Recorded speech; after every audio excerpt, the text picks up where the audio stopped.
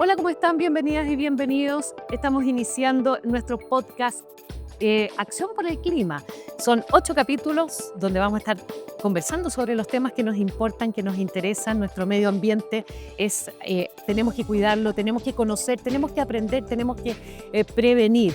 Y para eso estamos desde distintos escenarios, vamos a estar comprometidos con ustedes para que vayamos aprendiendo juntos y conversemos de temas tan interesantes y profundos que tienen que ver con nuestro bienestar. Adaptación al cambio climático es la importancia también de estos 8 capítulos. ¿Y quién nos va a explicar para este primero con el que arrancamos? Se las voy a presentar. Ella es doctora en Ciencias Atmosféricas de la Universidad de Oxford del Reino Unido. Se desempeñó como profesora asociada en el Departamento de Geofísica de la Universidad de Chile y como directora del Centro de Ciencias del Clima y la Resiliencia.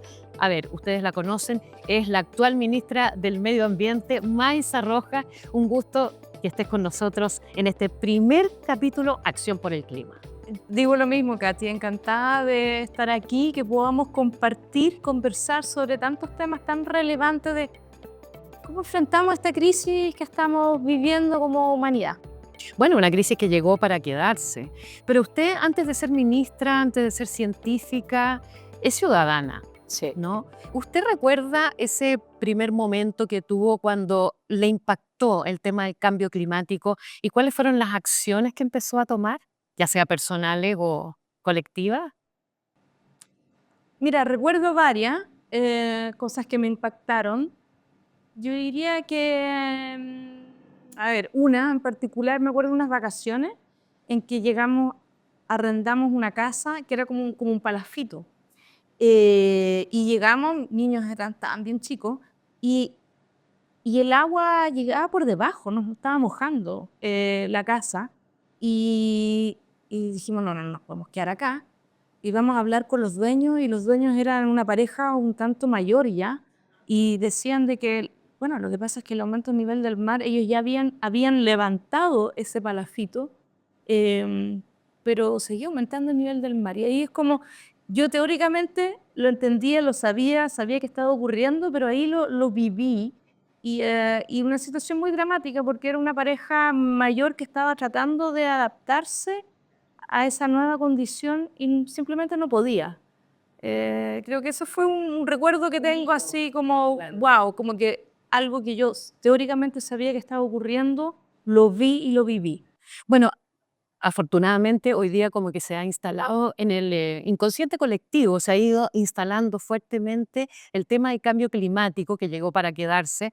O sea, todos hablamos y nos llama la atención, así como a usted le sucedió, las altas mareas, los climas extremos, las olas de calor, los incendios forestales, inundaciones. Y usted dijo la palabra adaptación. Es súper importante entender este concepto. Sí. ¿A qué nos referimos con eso? Sí, me gustaría irme un pasito más atrás porque yo creo que conceptualmente hay algo que es importante. Cuando tenemos un problema, uno tiene que atacar las causas del problema, ¿verdad? Y atacar las consecuencias del problema. Hay que hacer las dos cosas. Atacar las causas significa dejar de quemar combustibles fósiles y a eso lo llamamos mitigación. Atacar las consecuencias del cambio climático le llamamos adaptación, porque las consecuencias ya están ocurriendo.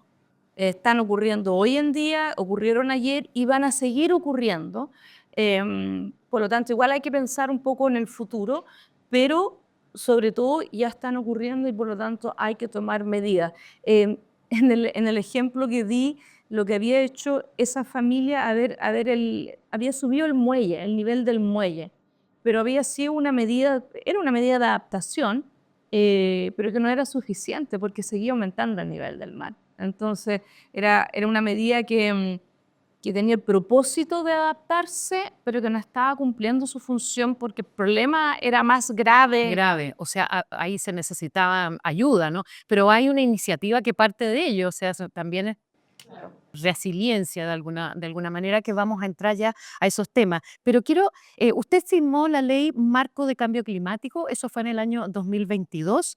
Además, encabeza un consejo de ministros que propuso planes de adaptación que están nutriendo la propuesta del NDC 2025, que es la política climática que actualmente está en consulta pública. A mí me gustaría que usted también nos explicara a todos el NDC. Sí, ¿Qué es eso? a En ver, cortito. nosotros el 2015 se van a cumplir este año, de hecho 10 años de la firma del Acuerdo de París, ¿ya?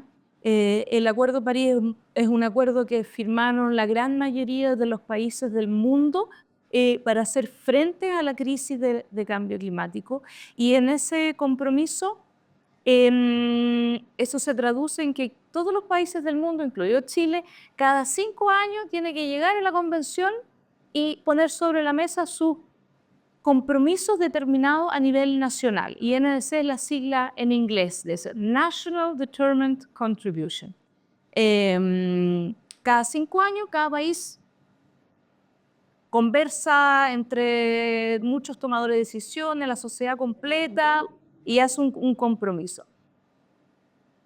El Acuerdo de París dice que cada país es soberano, obviamente, de poner sobre la mesa lo que quiera, con una condición, y es que tiene que volver cada 5 años y tiene que ser más ambicioso, ¿ya?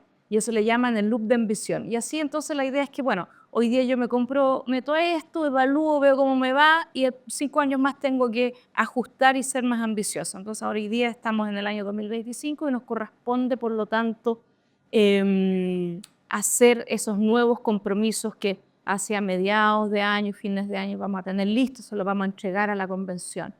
Y efectivamente hoy en día esa NDC se enmarca dentro de una ley que tenemos, ¿ya? Y es una ley que obviamente por lo tanto lo hace vinculante, una ley que firmaron 17 ministerios, es decir, el Ministerio de Medio Ambiente, claro, coordina, pero involucra al Estado completo. ¿Por qué? Porque involucra a la sociedad completa, porque el cambio climático tiene efectos en todas las cosas que uno hace. Entonces, los planes de adaptación es para incluir medidas que hagan frente a las consecuencias que ya estamos viviendo. Y en ese sentido, ministra, estos planes de adaptación, ¿podría darnos un par de ejemplos que ya estén implementándose en Chile? Exactamente, implementándose y también planificados para implementarse. A ver, para eso hay que ver cuáles son las consecuencias que estamos viviendo, ¿no? en el país. Y son muy diversas, por eso son muchos planes. Entonces, a ver, lo que más evidentemente está cambiando es que está aumentando la temperatura, ¿verdad?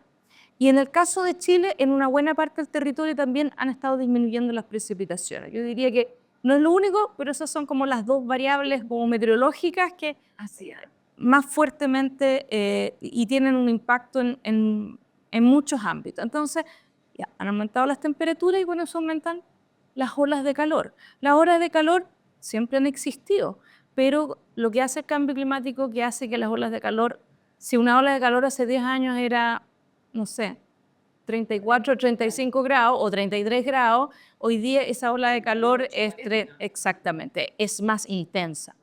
Ocurre más frecuentemente. Si antiguamente había una ola de calor una vez en el verano, 2 veces del verano, no sé, en enero hemos tenido prácticamente todas las semanas, hemos tenido 2, 3 veces a la semana temperaturas muy por encima del promedio.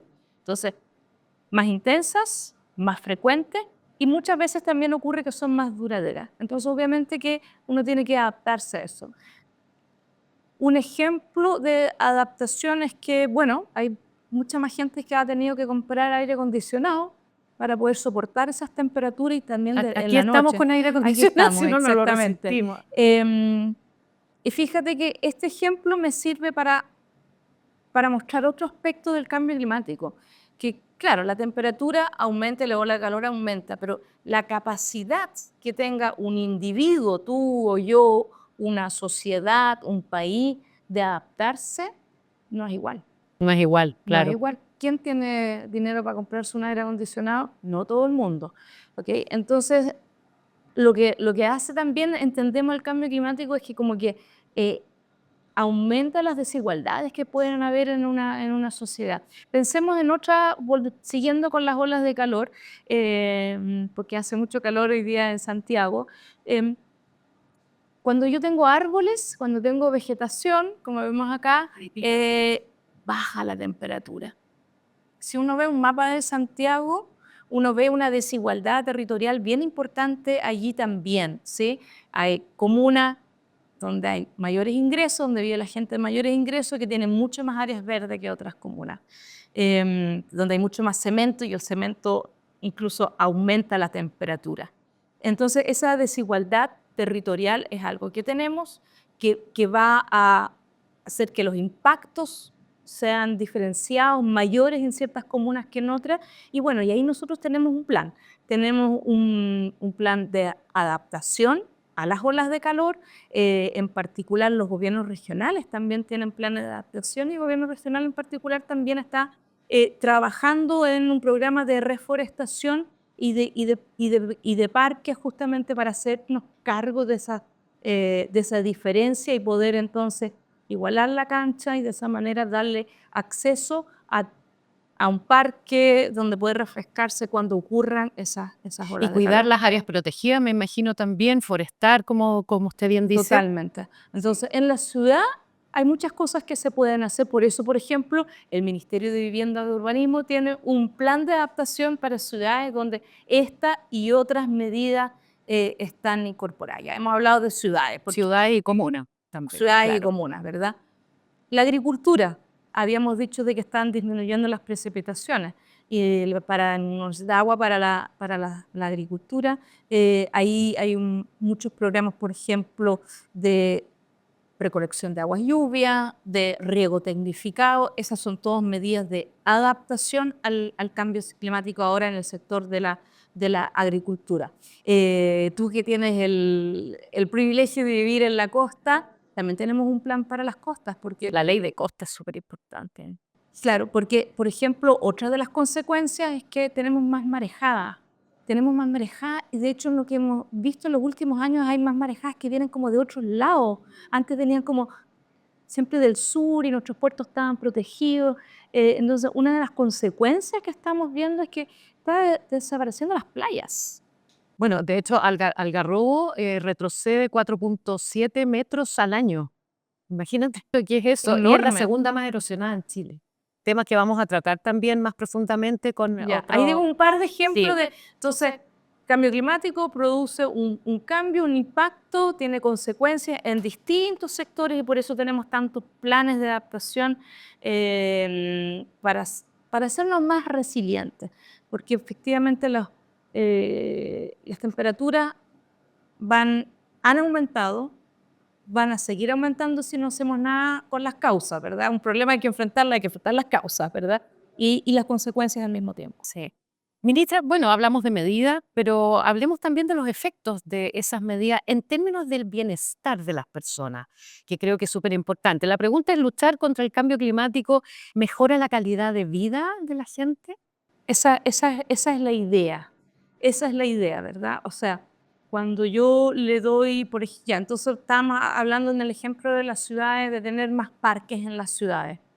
Tiene un propósito de que podamos bajarle la temperatura a la ciudad cuando tenemos temperaturas muy altas y tenemos olas de calor, así que es una medida de adaptación, pero evidentemente que la calidad de vida de una familia que pueda ir el fin de semana a hacer un picnic en un parque con un buen árbol, con una buena sombra, es muy relevante. O caminar por la calle bajo un árbol es muy distinto a hacerlo así con puro cemento. Entonces, claramente mejora la calidad de vida. Déjame darte otro ejemplo que mezcla un poquito una medida que me ayuda a la mitigación, pero también a la adaptación.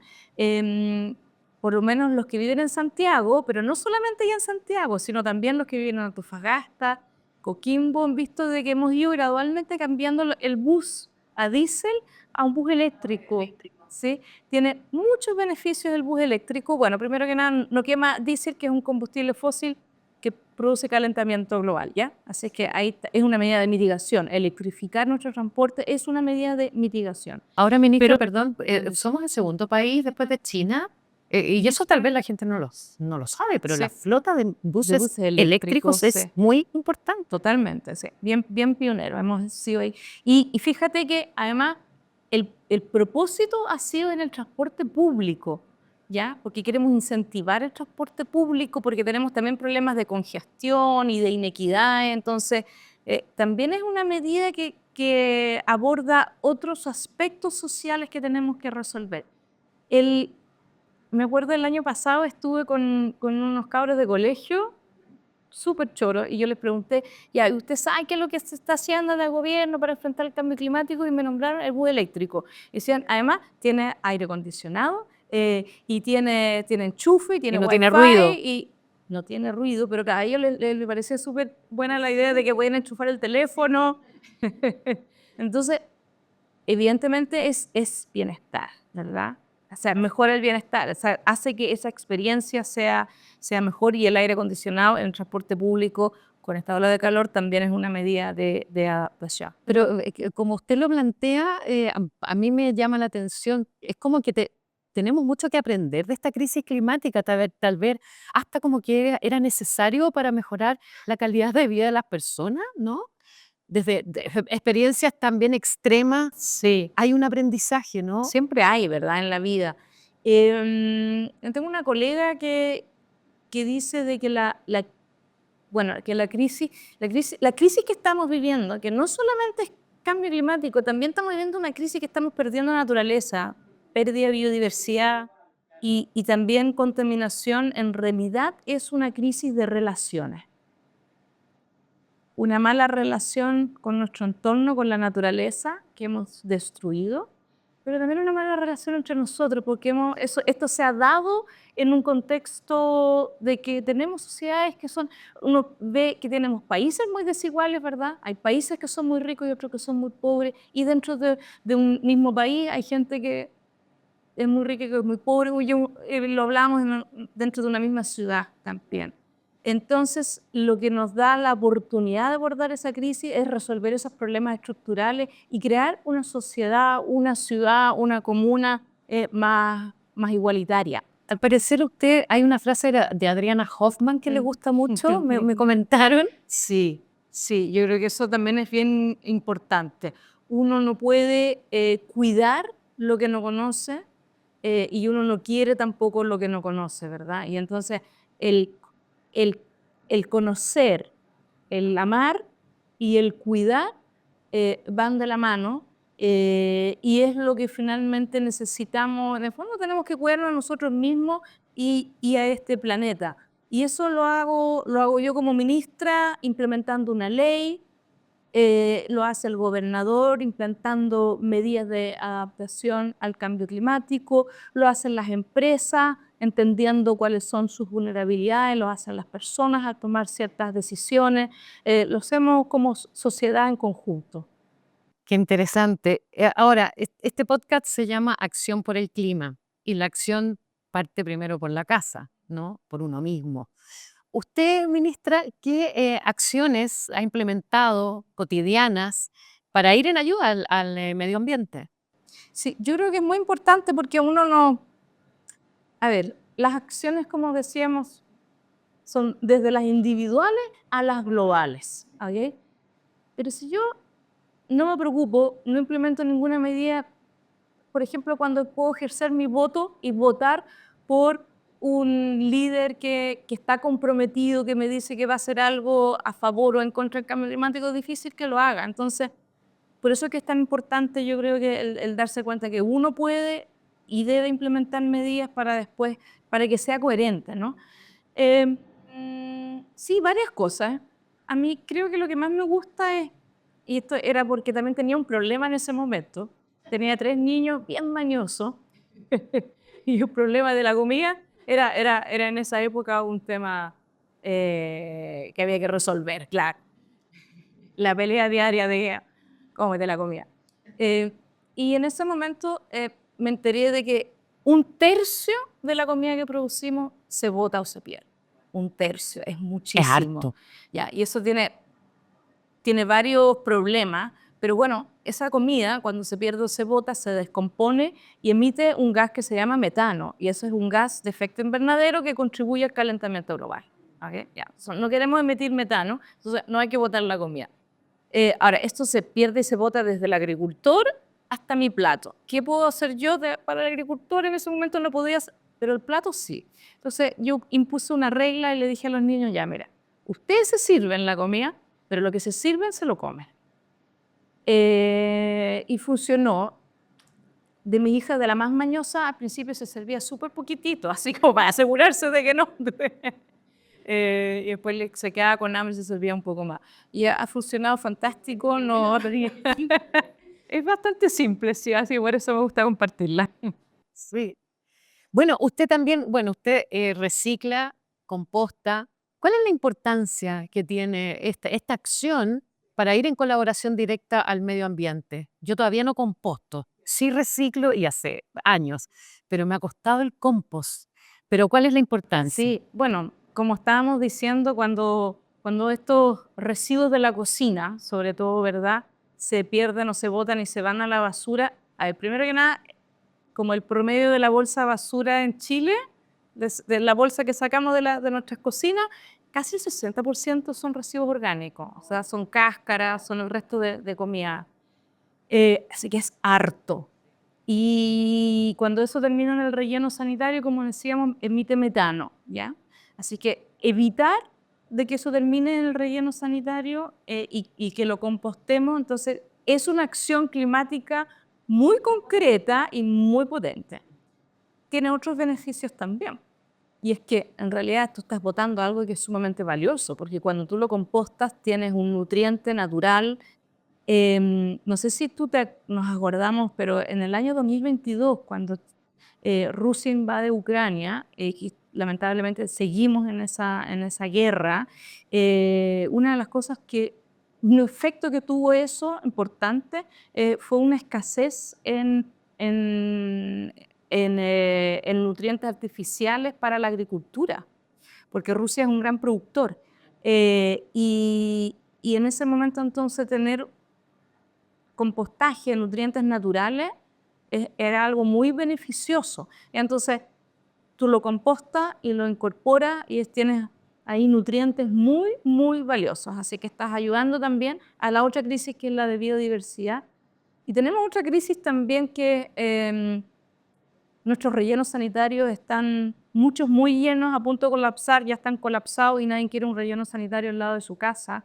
Entonces, de esa manera también le aseguramos el aumento de la vida útil a un relleno sanitario si yo evito que el 60% de la basura llegue a ese relleno sanitario. Así que es una medida que tiene muchos beneficios y que, claro, y también significa meterse en la cocina de las personas. Entonces, igual es una decisión que efectivamente requiere de un poquito más de conciencia, así que te invito, Katy, a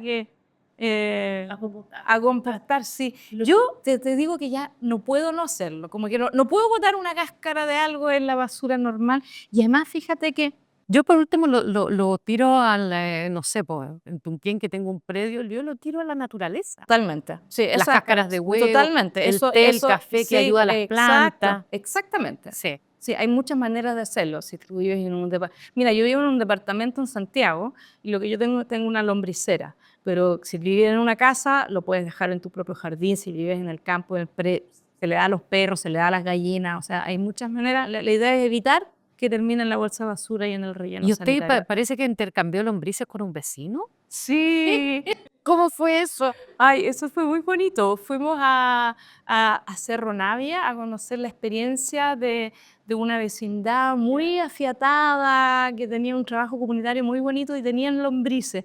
Oye, y me enseñaron de que era súper bueno como compartir las lombrices para mezclar los Es genes. como los pajaritos del yogur. Claro, que también. Claro. Así que sí, hicimos eso. Están súper bien mis Qué lombrices. buena.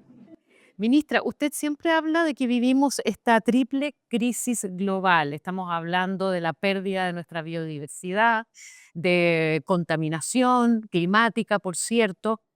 En base a esto, yo no puedo dejar de preguntarle por ese viaje inédito con el presidente Boric al Polo Sur. Bueno, primero preguntarle cómo un poco que me cuente esa experiencia que es bastante extrema y al mismo tiempo en ese lugar tan prístino, ¿hay evidencia de cómo que uno pueda ver y de qué forma de esta crisis climática? Pero cuénteme primero la experiencia del viaje. Sí. A ver, la experiencia de viaje efectivamente fue bien extrema. Fueron 36 horas sin dormir y sin comer, básicamente. My God. Y fue de las 36 hubo como 4 horas de oscuridad. Así que fueron un muy, muy, muy, muy largo día. Así que fue físicamente bastante agotador.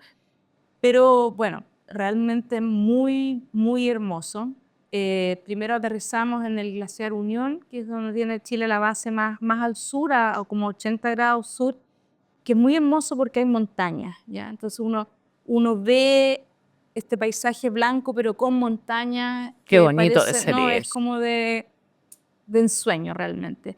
Y después de eso uno ya entra como al plató del continente, porque el Polo Sur está como a 3.000 metros de altura, pero es un desierto blanco. Entonces, y es como infinito, y son muchas horas ahí que uno ve blanco, blanco, blanco, blanco. Entonces es una sensación muy, sí, como muy especial. Uno se da cuenta de que está llegando a un lugar muy, muy único. El lugar del Polo Sur es el lugar en que se juntan todos los meridianos. Eh, Simbólicamente, bueno, fue muy hermoso ver también dónde está el Polo Sur como ceremonial. Está ese globo y están las 12 banderas de los países que firmaron el Tratado Antártico, en el cual está Chile. El Tratado Antártico lo firmamos en el año 59, en otro mundo, ¿verdad? Y fíjate, y en el año 59 estos países fueron capaces de ponerse de acuerdo que este continente Antártica lo vamos a A cuidar cuidar. para la paz y para la ciencia. Así que el viaje del presidente fue para reconfirmar, revolar el compromiso de Chile con la Antártica y con los principios del Tratado Antártico, en un momento en que la geopolítica internacional está compleja y que algunos dicen, Antártica quizás sería interesante usar sus recursos que hay allí y como reforzar esa idea que Chile está comprometido con Antártica, con nuestra presencia en Antártica, pero con los principios de paz y ciencia. Por eso fuimos con científicos de la INACH. Y creo que se tomaron muestras Se ahí tomaron también. muestras. Entonces tú preguntabas sobre el impacto del cambio climático. Eh, Uno en el Polo Sur no lo ve, uno en la península sí lo ve. Y recordemos que el año 2023 también fuimos con el presidente a la península antártica, que es la parte que está en la costa, y fuimos con el secretario general de Naciones Unidas. Y ahí sí uno ve, uno ve el hielo, uno ve, bueno, ballenas, pingüinos, icebergs, es como muy dramático, muy hermoso, y ahí uno sí se da cuenta de que las cosas están cambiando. Te pueden decir, oye, aquí hasta en verano había nieve, hoy día ya empieza a haber roca, empieza a haber algo de vegetación, entonces hay cambios que se están Y la nieve observando. se oscurece también, ¿no?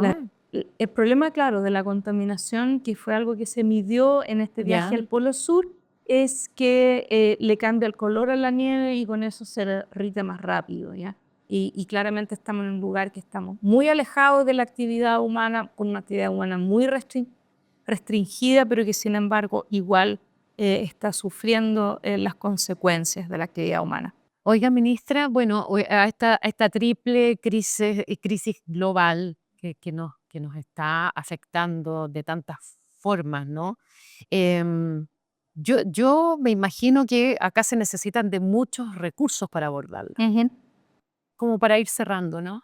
Y ¿cómo le explicamos entonces a la sociedad toda de que esto es urgente, de que si no, no nos accionamos hoy, mañana puede ser un problema que nos puede costar muy caro, en Sí, muchos sentidos? sí. Nos está costando muy caro Sí. ya. Pensemos en el costo,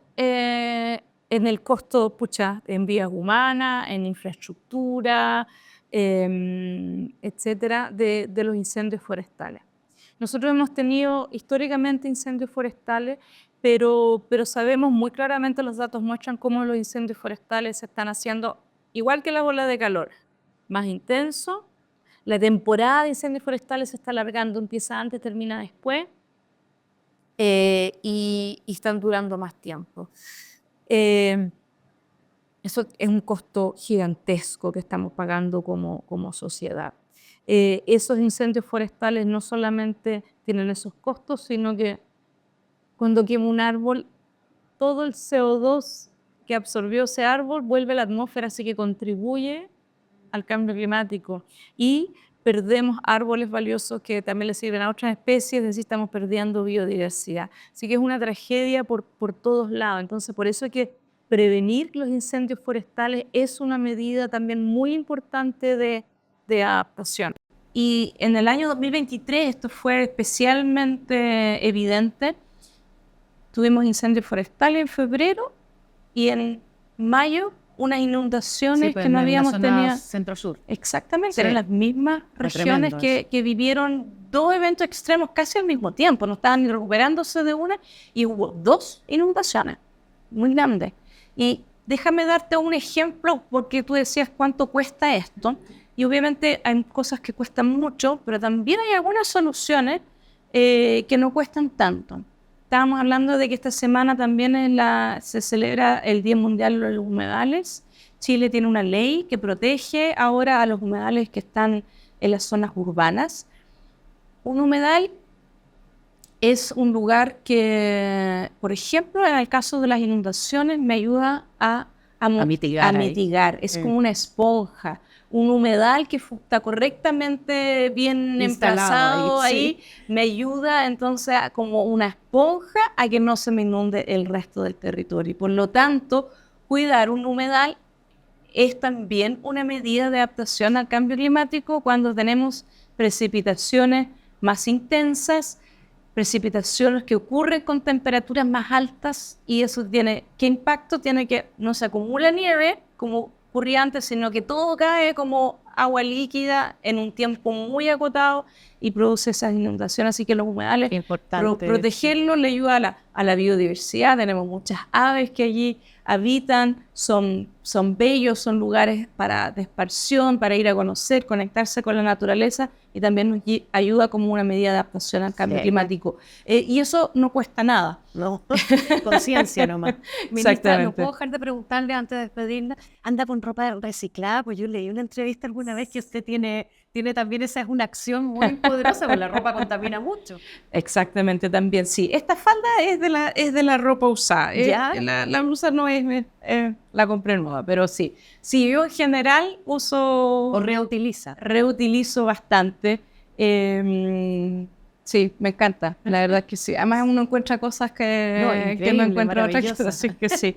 Ministra del Medio Ambiente, Maysa Rojas, gracias por esta conversación tan importante, iniciando este ciclo de 8 capítulos, donde, por ejemplo, a propósito que usted hablaba de los incendios forestales, vamos a tener un capítulo más adelante específicamente sobre ese tema que es muy devastador, sí, y muchos otros capítulos más. Fantástico, muchas gracias por ayudarnos a compartir toda esta información. Recordemos que Chile tiene una ley marco cambio climático que tiene uno como su objetivo de construir una sociedad resiliente frente a los efectos adversos al cambio climático. Cómo estamos mejor adaptados, cómo podemos enfrentar de mejor manera estos eventos que no vamos a poder evitar. Tremendo mensaje. Muchas gracias, ministra. Nos vamos a encontrar en el próximo capítulo, nuestro podcast Acción por el Clima. Que estén súper bien y gracias por estar.